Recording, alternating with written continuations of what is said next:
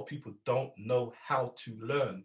It's not that they're not smart. They like no one sat down and said to them, hey, this is how you do it. Like in America, when you're taking a test, the teacher will say, we're taking a test from chapter 1 to chapter 4. So when you go home, you read chapter 1 to chapter 4, you have study groups, you quiz each other. Like the culture in America for studying is so, especially if you want to learn, you know, you get with a group of people and you study together. So for me, once I understood, you know, how to study, like I was like, oh, this learning thing is fun. So when you left, what was your final GPA? My final GPA when I left was 3.45 or 4.9. That was my final one. I did, just so you can understand, you know, I love to brag. And I had 2 years left at my last school that I went to.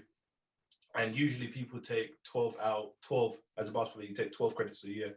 I did 24 as a junior, and then I did 24 for summer school. I had a job as well. Like it was nuts. Like I wanted to graduate on time, but when you transfer as well, you lose credits.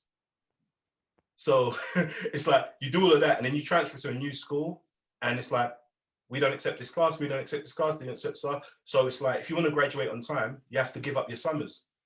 And that's what I ended up doing. But yeah, education, that's one thing I do want a lot of basketball players, especially the ones from England, to really understand how important it is. And like for them to really understand also, hey, just because you don't know it now, doesn't mean you can't learn it. Because a lot of people get discouraged with education. What I found, I'm a prime example, until you know how to do it, and it becomes really fun. So yeah, obviously 3.5 ain't too bad. Yeah, for me, it's amazing. The last For me, you don't even understand where I was from the depths.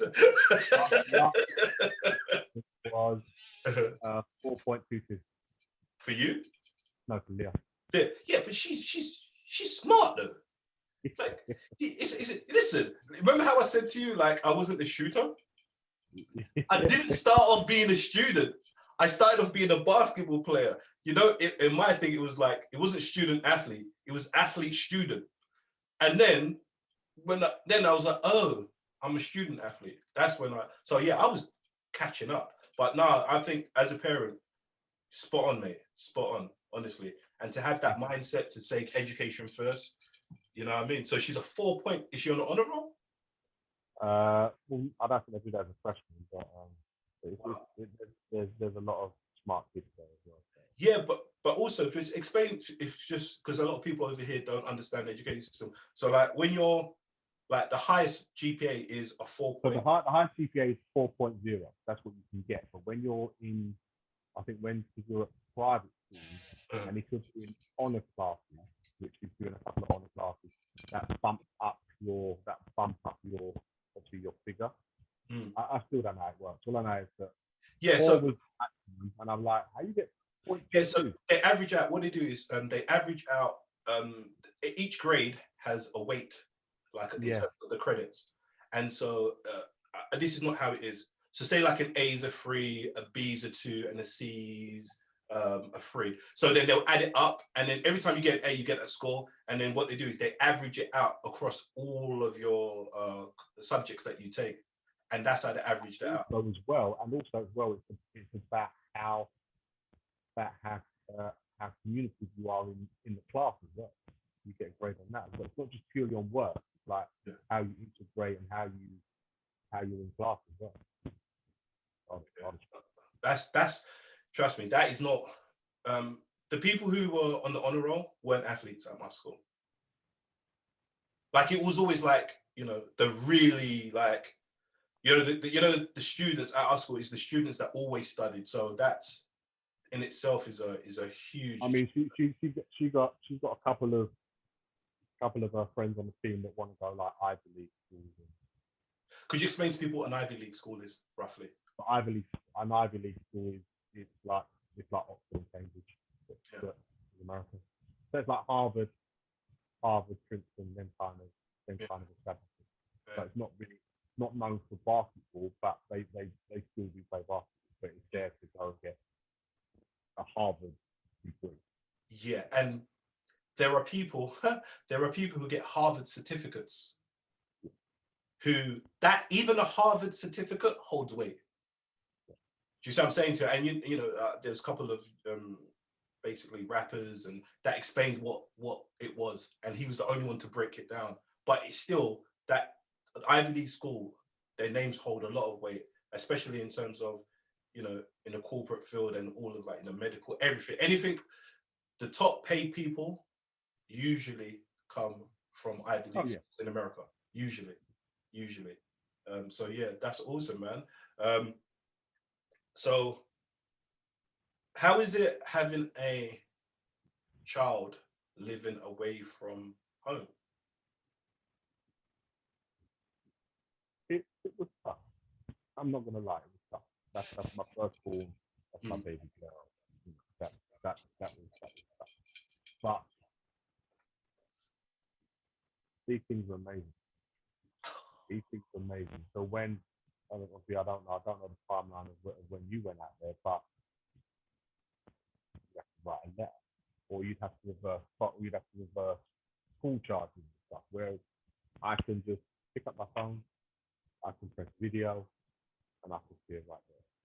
The only thing I don't get is a hug, but I can still talk to my daughter, you know, regardless of the time, and I can still talk. So it was tough at the beginning because she's not there. We can't have our jokes, can't have our banter. Then now I've had to learn that she's 8 hours behind. You know, so when I'm up, she's just about to go to sleep, so we can't. So it was tough on both. She lasted about 2 months before she had a proper like moment. Oh, my wife was she was just like, do you want to come home?